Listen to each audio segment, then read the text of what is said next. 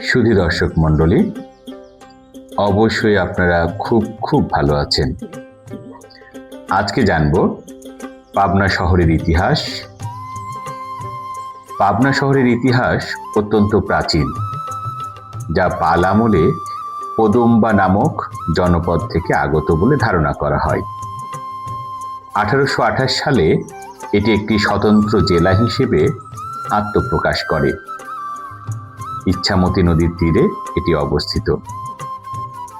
ঐতিহাসিকদের মতে গঙ্গার পাবনী নামক ধারা থেকে পাবনা শব্দের উৎপত্তি। জনশ্রুতি অনুযায়ী পাবন নামক এক দস্যুরা আড্ডাস্থল থেকে এই পাবনা শহরের নামকরণ। আমরা খুব সকালে বের হয়েছিলাম পাবনা শহরে মানুষের সকালের খাবার দাবারের দেখার জন্য।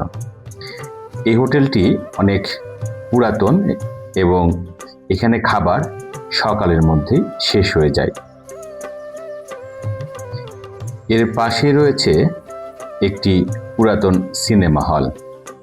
সেখানে এখনো একটি সিনেমা চলছে, সকালের কারণে সিনেমা চলছিল না। শিল্প সংস্কৃতির শহর পাবনা, যেখানে সিনেমা এখনো দেখানো হয়। যে ছেলেটি আমাকে সাহায্য করছিল পাবনা শহর ঘোরার জন্য, ভোরবেলায় জীবন সংগ্রামে এক চাচা ব্যস্ত।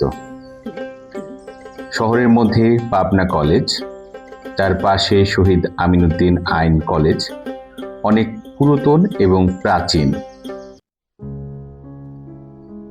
এবার আমাদের গন্তব্যস্থল পাবনার সবথেকে পুরাতন এবং প্রাচীন কলেজ অ্যাওয়ার্ড কলেজের দিকে।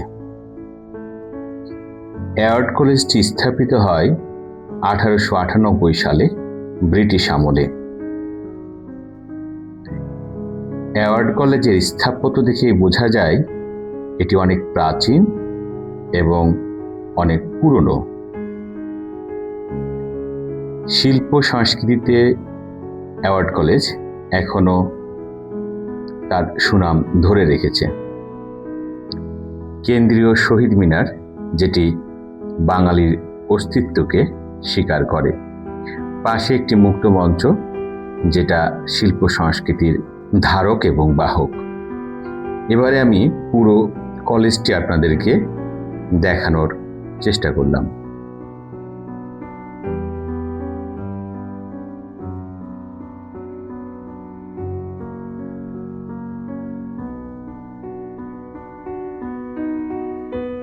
কলেজ ঘুরে আমরা চলে গেছিলাম মানসিক হাসপাতালে, অর্থাৎ পাবনা মানসিক হাসপাতালে।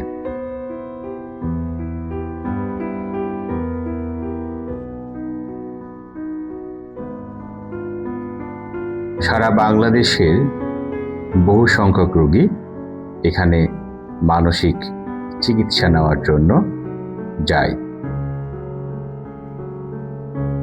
মানুষের ব্যক্তিগত নিরাপত্তার জন্য আমরা ভিতরে প্রবেশ করিনি, তবে বাহির থেকে পুরো হাসপাতালটি দেখানোর চেষ্টা করলাম।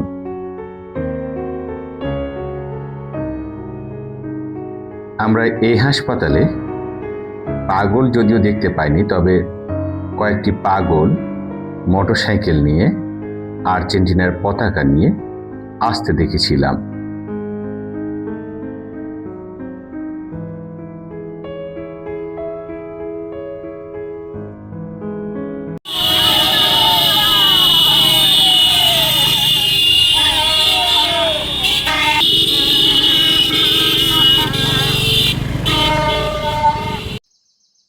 পুরো শহরটি ঘুরে থাকার জন্য আমরা হোটেল খুঁজেছিলাম।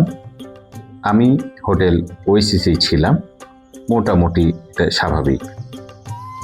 এর মাধ্যমে পাবনা শহর আমাদের ঘোরা শেষ হলো। অবশ্যই আপনারা খুব ভালো থাকবেন, সুস্থ থাকবেন। আমার ভিডিওটি ভালো লাগলে লাইক, কমেন্ট, শেয়ার করবেন, সাবস্ক্রাইব করবেন। বাড়িতে যাদের বৃদ্ধ মানুষ আছে তাদের সেবা করবেন। ধন্যবাদ।